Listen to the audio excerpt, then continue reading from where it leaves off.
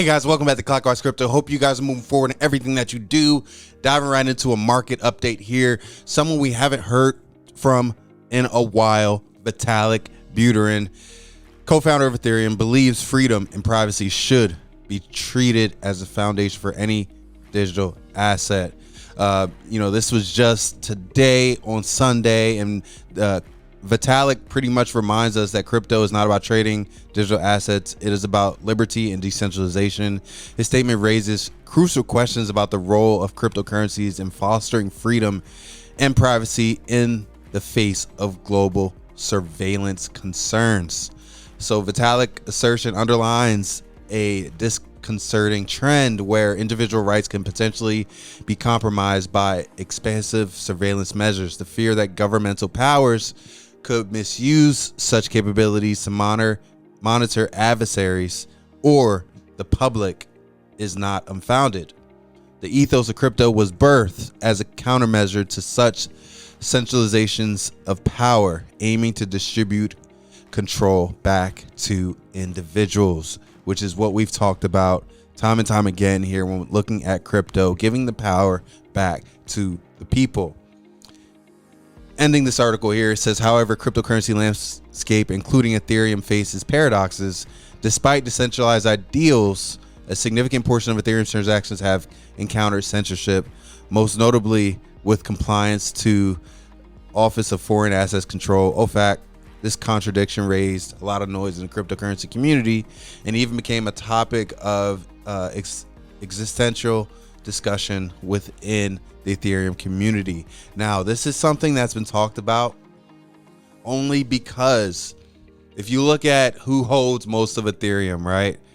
Most of Ethereum is held by like Vitalik and like the founders and pretty much the developers. It's not held by the people. That's kind of when we look at projects like Cardano, where there's actually governance. There's actually a protocol built into the blockchain, whereas it doesn't matter how much ADA you have, you still have a vote. You only got to have one ADA. Whereas in Ethereum's point of view, like how Ethereum operates, you're not really going to have much say when it comes to the direction of Ethereum. It's pretty much Vitalik, right? And so that's kind of where we talk about, they move from proof of work to proof of stake, which is fine. And, we talk about their consensus mechanism, and, pretty much that whole move was more geared towards efficiency and environmental sustainability versus giving people a seat at the table to vote. Okay. So that's where there is a bit of a difference. I'm not saying you can't make money with Ethereum. We hold Ethereum. I do think Ethereum is going to moon, full disclosure. But when it comes to building that infrastructure where people can have a seat at the table and vote, and their vote actually matters, I do not think Ethereum has that at this time, because there's been decisions that have been made, and it's really pretty much been made from the top down approach versus the bottom up approach, where it doesn't matter how much Ethereum you have, you still got to vote. That's not happening right now as it stands. So we'll see. Here in this, finishing this article here, in proof of stake with larger stakes or more tokens have more influence, potentially leading to concentration of power, which I just said, which is at odds with the fundamental crypto principle with equalizing power distribution. So that's okay. I didn't know this was an article, but okay. So right here, pretty much with Ethereum right now, those with larger stakes, pretty much who has the most Ethereum, and who has the most Ethereum? The devs, Vitalik. Like, there's certain people that just have a ton of Ethereum, and that's just going to stay how it is, right? Have more influence and potentially leading to concentration of power. That's how it is right now, which is at odds with the fundamental crypto principle of equalizing power distribution, which is kind of where, like, from an investor standpoint, I'm with Ethereum. From a governance, want a economy to build a financial stack on top of Ethereum, I don't think so. Okay, so Ethereum's value seems considerably volatile after the most recent market-wide correction, and just talking about the price action there. But that's big when you're looking at Ethereum. Like, this is big. Like, no one really wants to talk about that, but it's true. And that's kind of why we love Cardano, because Cardano, you just got to have one ADA and you can vote. Okay.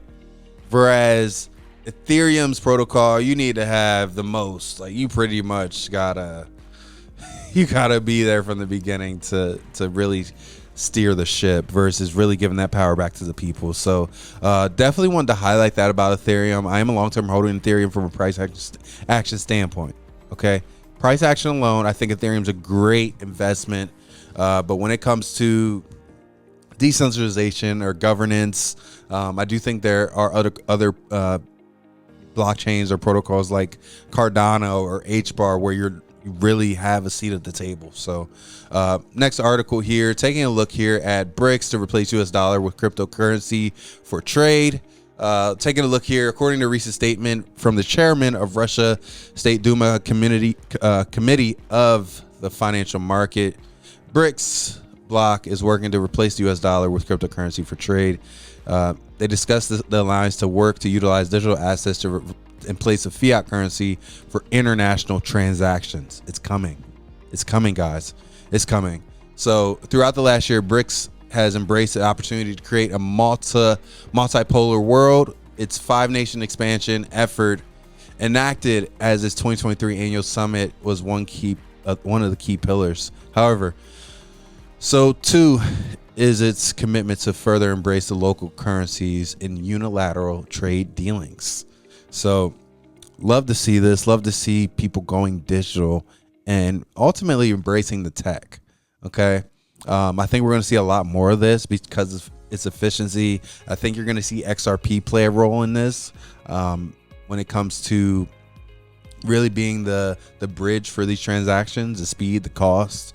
I think XRP does have the connections, maybe not foreign, but when it comes to dealing with banks and banks wanting to onboard or have an on and off ramp for this, I think XRP really is in play. I know there's a lot of FUD, I would say, about XRP right now, only because it hasn't really performed ever since, I would say, end of 2017. I would say December 2017, January 18. It hasn't really performed the way, it hasn't performed like that since. Like they had a lawsuit with the SEC and just been, it really hasn't performed at all since then. They thought the win with the SEC would have sent it skyrocketing. It didn't even clear $1. So just a lot of people have dumped their XRP. I think XRP is going to be a sleeper. Okay. And I don't necessarily know where it stands right now on CoinMarketCap. But we can check it out real quick. But XRP, I think, is a sleeper for sure, and will continue to, I think, be one of those projects that, okay, it's number 7, so it's still in the top 10. I think it's going to be one of those projects that is going to rise from the ashes. I truly believe that. I think, and it's one of those things where you really got to look, you got to pay attention to projects that don't seem as sexy. And there's been some that have like, they've always been bullish and it came out fine, and but there's a lot of projects where I just remember the last, I think, 2 bull runs I've been through. I think it's been 2 bull runs, 2 or 3. 2017 one, and then one in, so 2. I think I've been to 2, coming on 3. This is the 3rd bull run I think I'm being a part of, 3rd cycle. So looking at that, I think it's always the projects. Like, there's projects that you're just bullish on and they perform, but the ones that really kill it, like I think about Cardano's at 3 cents. It had the same sentiment as XRP when people are dumping. People were just dumping at Cardano and be like, yeah, it's dead, it's over, it's dead at 3 cents, only for it to shoot up to $3. I kind of have the same feeling about XRP. I think it's going to be one of those projects where just everyone thinks it's dead. Everyone thinks it's just not going to perform. People are dumping the bag, and then it's going to be one of those projects where it's like, oh shoot, I had 10,000 XRP, and I sold it for 20 cents, and now it's, I don't know, $20. I don't know, not really doing a price prediction video on XRP, but I mean, scenarios like that, it's like I've seen it happen. And it's always the projects that people are dumping, and it kind of has the same sentiment. Like I would say Cardano, XRP, are big ones where it just has that same sentiment where people just feel very, very bearish and that it's dead and that it's not going to perform. And they're not wrong when it comes to price performance. Like XRP has not performed at all.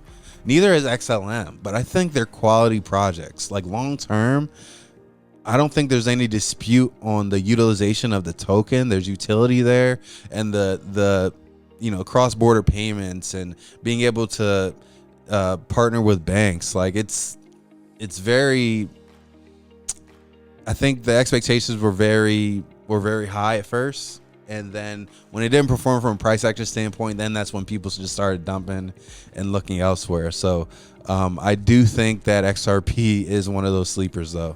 When we talk about everything that they've done, we look here at you can look at the ledger, but more so just looking at what they're trying to do and what they've done in spite of everything. Like in spite of everything, like what is XRP? You see their transaction rate in comparison to Bitcoin, which is I wouldn't say the standard for transaction speed. Like comparing XRP to Bitcoin is like no one, you guys get my point. Like no one's questioning or saying Bitcoin is the fastest ever, right? I think Bitcoin is probably the most decentralized ever because you can't really put a face on it, right? You can't put Satoshi Nakamoto, probably a group of people, if not a person, and you can't really put a face on it to go after them. Bitcoin remains truly decentralized. So when it comes to scalability, I don't think you're looking at Bitcoin for scale either. But XRP does solve problems, and I think that we look at what their problems they're solving, and more so those relationships, right? Those relationships with banks is huge, right? It's huge. And you talk about a strong community. I think that XRP is by far one of those that have weathered the storm and tackled the SEC when everyone else was just trying to pay them off and settle. They fought and won. And then, overall, I think that it's sky's the limit for XRP, right? And just to be honest with you, I think it's just the beginning. And kind of that same sentiment, though, I would say the same sentiment that Cardano had at 3 cents, XRP is having right now. Ton of people talking about dumping it. Ton of people are sleeping on it. Oh, I'm never messing with it again, and I'll never buy it again. Short-term mentality. And when you look at long-term, when you're willing to look at this long-term, I think that's where the value is, the long-term aspect of it. You can go to the use case section and just see the use cases of it and see, from a payment standpoint, just payments alone, just all the use cases and all the value that they're bringing to the banking industry. And that's kind of something what we'll probably talk about later, the banking industry and XRP, to really shed some light on something this, because I'm long-term bullish on XRP. I truly think there's a bright future ahead for this project. So guys, just wanted to touch base and give you a brief market update. Hope you guys got some value out of this video. Keep moving forward in everything that you do. See you soon.